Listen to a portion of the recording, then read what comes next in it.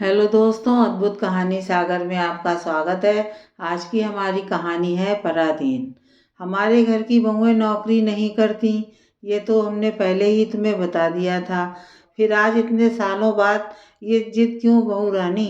इतने सालों में तो तुमने भी यहाँ सबके साथ अच्छा सामंजस्य बिठा लिया है। तुम्हारे बगैर तो एक पत्ता भी नहीं हिलता इस घर में। फिर अचानक से ये नौकरी का फितूर क्यों चढ़ गया तुम्हारे दिमाग पर?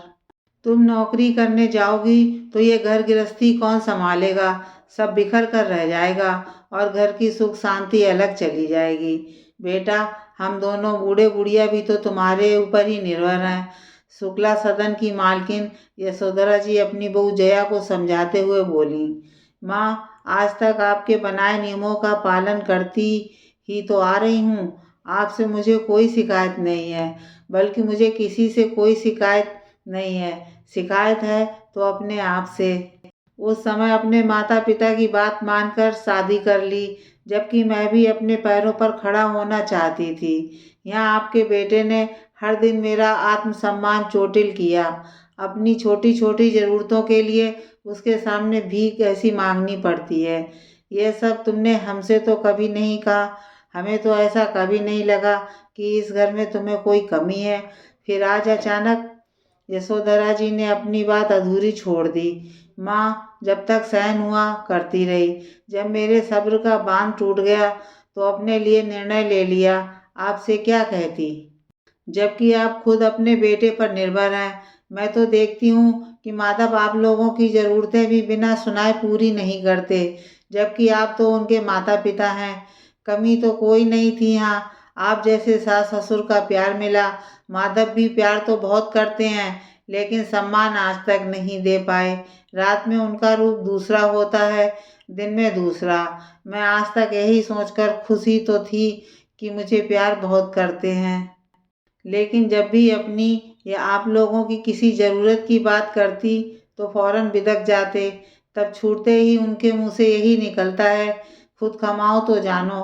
पति की कमाई पर घर में पड़े पड़े ऐश करती रहती हो, तभी रोज़ रोज़ तुम्हारी फरमाइशें चलती रहती हैं। जब भी आप लोगों की दवाइयों के लिए कहती, वो भी चार बातें सुनाए बगैर नहीं ला कर देते। हद तो तब हो गई जब बच्चों की फीस के लिए मना कर देते हैं। आप लोगों के सामने इसलिए नहीं कहती थी कि आपको बहुत दुख होगा, ये सब जानकर कि आपका बेटा किस तरह से हम सबकी ज़रूरतें सुना सुना कर पूरी करता है।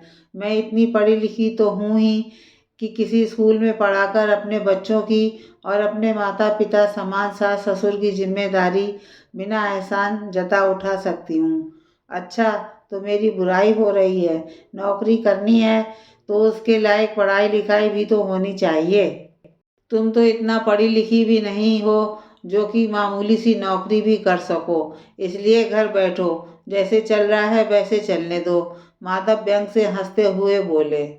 वो कोई कम पढ़ी लिखी नहीं है माधव। उसने एमए इंग्लिश से किया है और साथ में कंप्यूटर का डिप्लोमा भी किया हुआ है। जिस समय शादी की बातचीत चल रही थी, हमने ही जया के पिता को कहा था, आपने अपनी लड़की को पढ़ाया लिखाया, बहुत अच्छी बात है, लेकिन अब इसका सबके सामने ढिंढोरा पीटने से कोई फायदा नहीं, क्योंकि हमें पढ़ाई लिखाई की कोई ज़रूरत नहीं है। हमें तो ऐसी बहू चाहिए जो घर संभाल सके। कौन सी हमें नौकरी करवानी है जो डिग्रियां देख कर खुश हो। हमारा खानदानी व्यवसाय है। माधव के पिताजी बीमार रहते थे, इसलिए माधव बहुत छोटे से अपने पिता का व्यापार संभालने लगा है, तो ज़्यादा पढ़ लिख नहीं पाया। इसलिए हम नहीं चाहते कि उसकी पत्नी उससे ज़्यादा पढ़ी लिखी हो, जिससे उसे कभी हीन बोध हो। लेकिन पढ़ी लिखी जया हमें बेहद पसंद आ गई।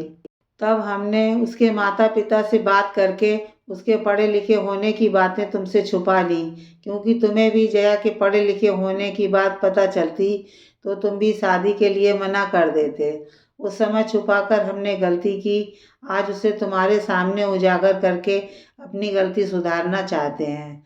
हमें नहीं पता था कि हमारा बेटा इतनी गिरी हुई मानसिकता का है, जो अपने माता पिता, पत्नी और बच्चों की जिम्मेदारी भी एहसान जताकर उठाता है, जबकि हमने, तुम्हारे माता पिता ने तुम्हारी हर जिम्मेदारी खुशी खुशी उठाई है। खुद कम खाया कम पहना, लेकिन तुम्हें अच्छे से अच्छा खिलाया पिलाया पहनाया। बहू तुम्हारे माता पिता, तुम्हारे बच्चे और पूरे घर को संभालती है। क्या उसने कभी हम सबको सुनाया या एहसान जताया?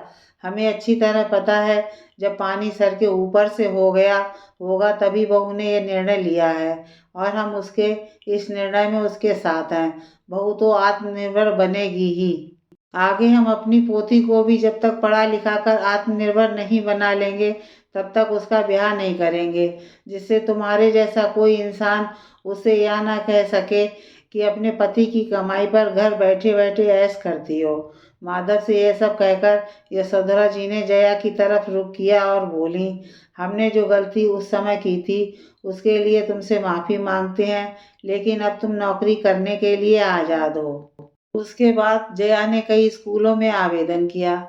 शहर के एक प्रतिष्ठित स्कूल में उसे कंप्यूटर टीचर की नौकरी मिल गई, जहां उसकी अच्छी खासी सैलरी थी, जिससे वो अपनी जिम्मेदारियों को उठा सकती थी। माधव, जो जया को अपने से भी कम पढ़ी लिखी समझकर उसका अपमान करता रहता था, उसे जरा जरा सी ज़रूरतें एहसान जताकर पूरी करता था, आज उसे अपनी पत्नी की कीमत समझ आ गई। जो पत्नी इस घर की उसकी खुशी के लिए इतने सालों तक अपना टैलेंट छुपाए रही, आज उसकी नादानियों की वजह से उसे आवाज़ उठानी पड़ी। जया ने सास ससुर और बच्चों की देखभाल के लिए घर पर एक नौकरानी रख दी, जितना हो सकता काम करके जाती, फिर आकर भी करती। यशोधरा जी और बच्चे भी उसका हर संभव सहयोग करते। माधव की अकड़ भी ढीली पड़ गई, क्योंकि अब जया ने अपनी किसी भी ज़रूरत के लिए उससे मांगना छोड़ दिया था।